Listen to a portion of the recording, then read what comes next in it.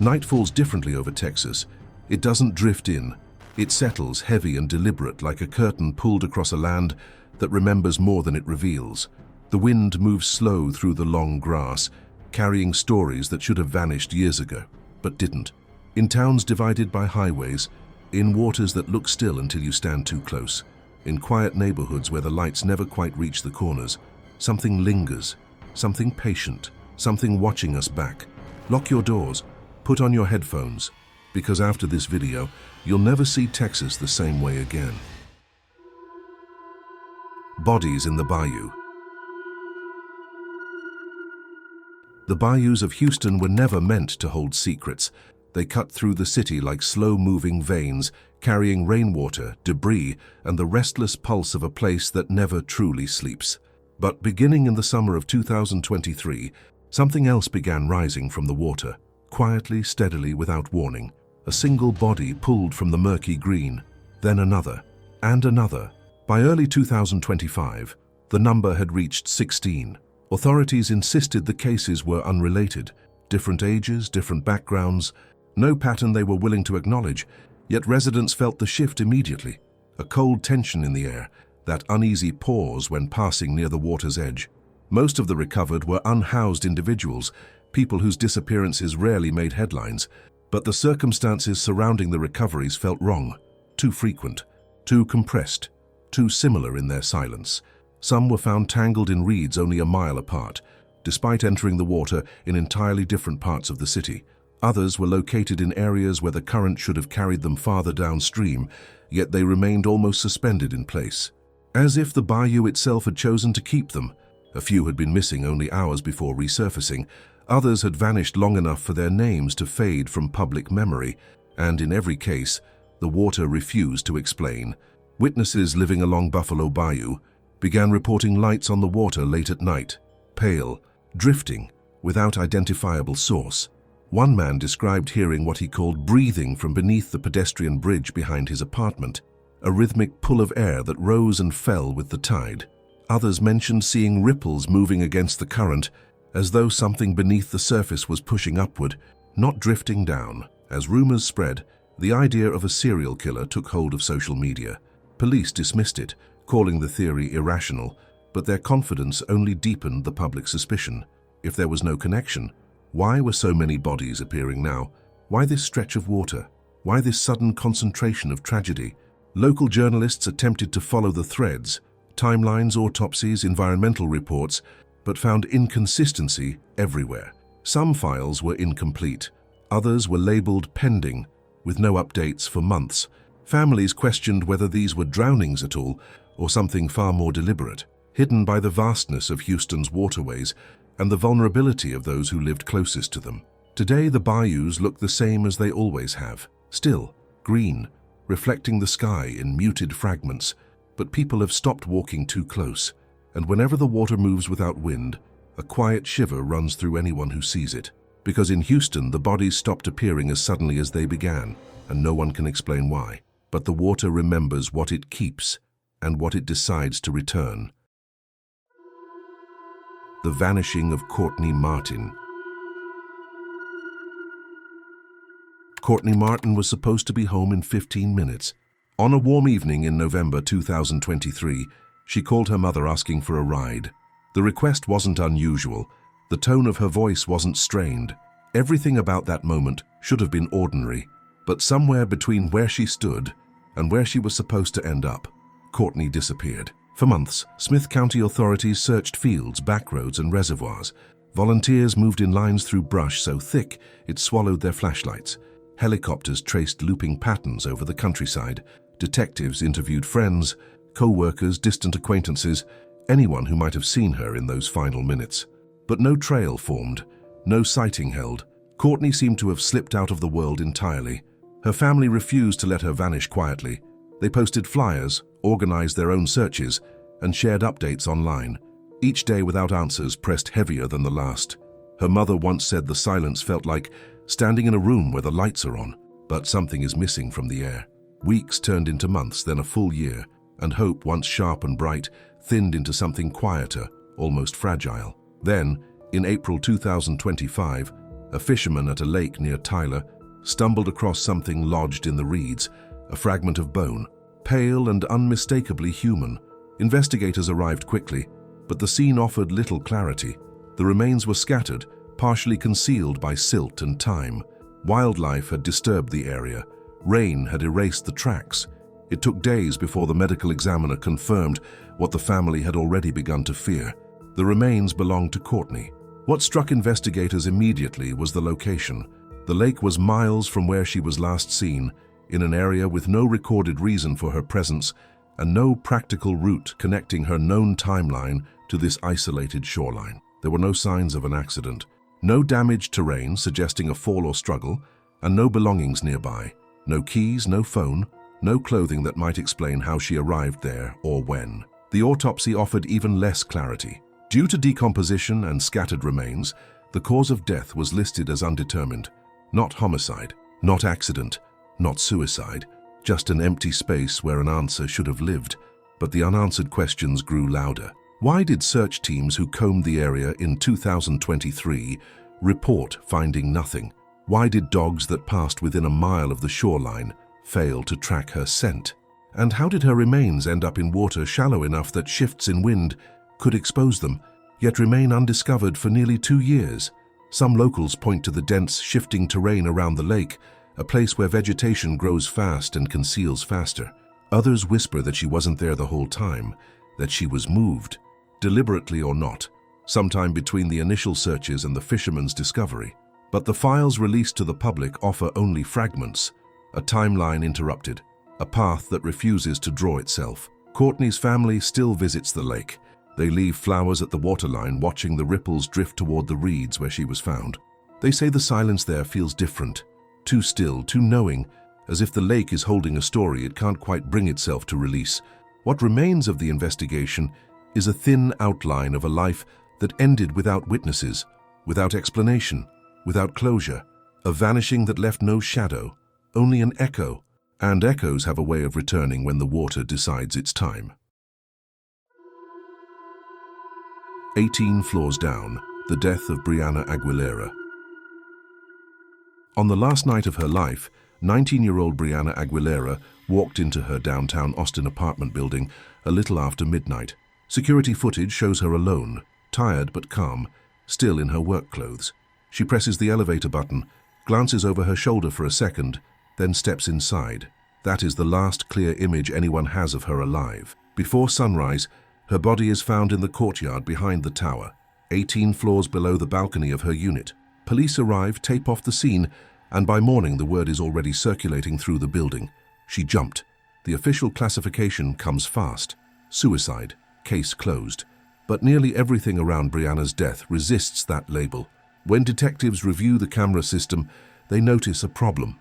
The elevator camera records her stepping in on the ground floor. There is footage of the doors opening on the 18th floor, but there is no image of her stepping out, no visual of her walking down the hallway, and no usable footage from the camera pointed toward her balcony. That exterior camera, building management claims, went offline for about 2 hours during the night, just long enough to miss the moment she supposedly climbed over the railing. Inside her apartment, nothing looks like the scene of someone preparing to end their life. Her bed is unmade but ordinary. A half-finished drink sweats on the counter. Her bag is dropped near the door like she meant to pick it up again. Her phone lies face down on the table. Notifications cleared, sound switched off. For her mother, that is the first red flag. Brianna never silenced her phone at night.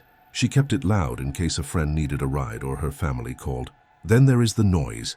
Several neighbors later tell local media they heard what sounded like an argument in the early hours of the morning. A man's voice, a woman's voice, a door slamming. Yet the official report notes no credible disturbance that night. One resident claims the officer who took their statement barely wrote anything down. Another says they were never contacted at all. Her phone data adds another fracture to the story. Hours before her death, her location briefly pings near a wooded creek a few blocks from the building, a place she did not visit, according to friends and family. When her mother asks investigators about it, they seem unaware. The detail never appears in the summary released to the public. A paramedic who responded to the scene later suggests off the record that her injuries are odd for a simple fall. Her position on the concrete, he says, makes it look like she might have struck something on the way down. But there is no sign of damage on the balconies above. No loose railing, no broken glass, no disturbed furniture. If she did not climb over the railing herself, someone might have been out there with her. If someone was out there with her, the 2-hour blackout on the camera matters a lot more than a random glitch. Her mother returns to the courtyard again and again, looking up at the balcony that offers no answers. She says the building feels wrong now, like it is holding a story behind its windows, rehearsing the same blank silence every time she walks past. On paper, Brianna's death is resolved. In the gaps between footage, in the missing interviews, in the movements her phone recorded but no one explains, the case is anything but, because when the cameras went dark that night, something else slipped out of sight with her. The unresolved disappearances across the Lone Star State. On paper, Texas is mapped in highways and rivers and county lines. In reality, there is another map layered over it, one made of faces, grainy school photos, blurred driver's license images, family snapshots where the lighting is just a little too harsh. These faces hang in post offices, in gas stations, on pinned posts at the top of social media pages.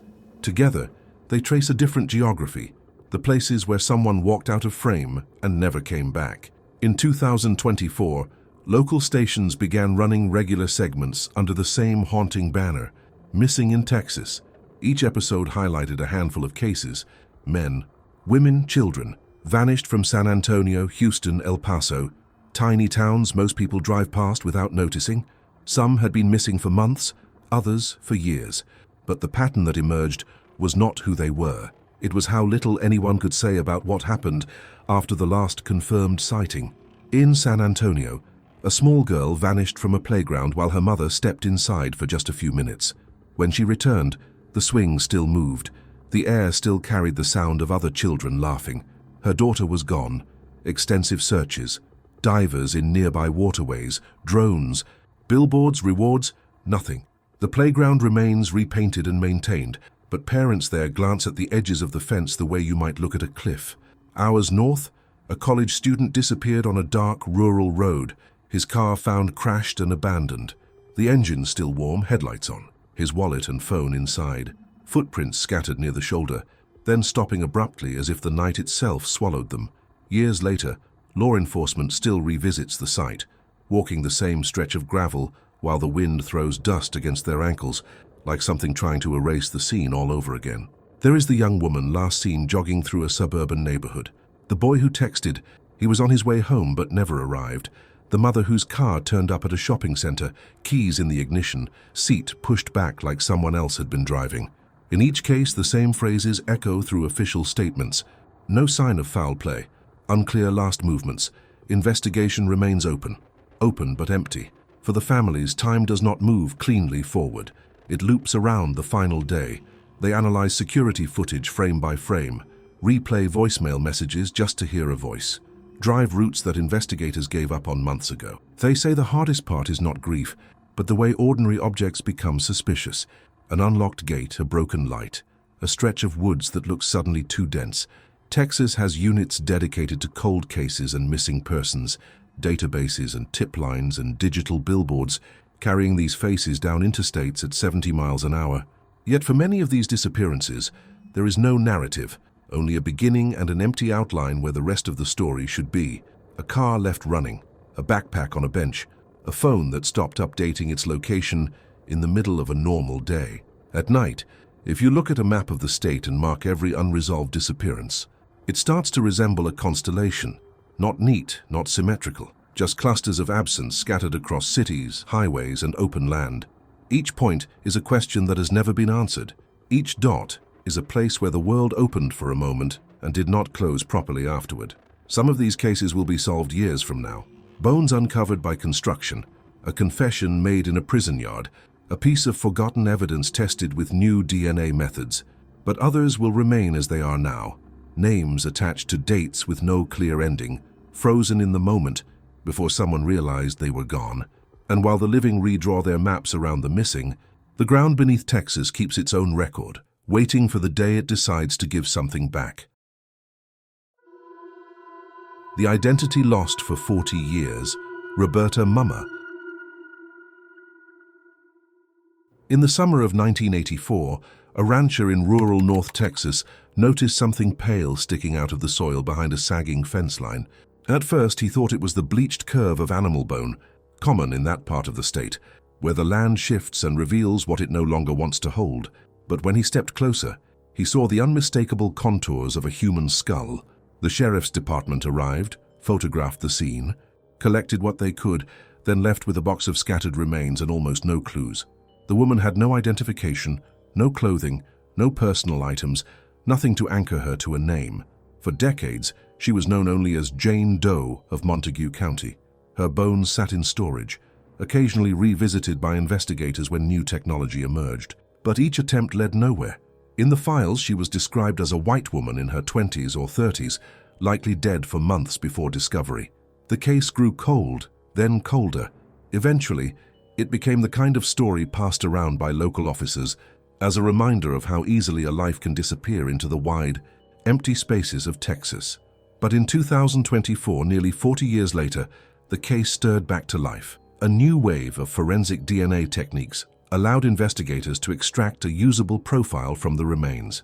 They uploaded the data into genealogical databases, following faint family lines through decades of marriages, relocations, and name changes. The branches narrowed, the matches strengthened. Finally, after months of work, the identity surfaced. Her name was Roberta Mumma, a woman from Pennsylvania with no documented ties to Texas, no known reason to be in the region, and no travel record placing her anywhere near the rural county where she was found. Her family had reported her missing decades earlier, believing she had left home under emotional strain, but expecting she would return.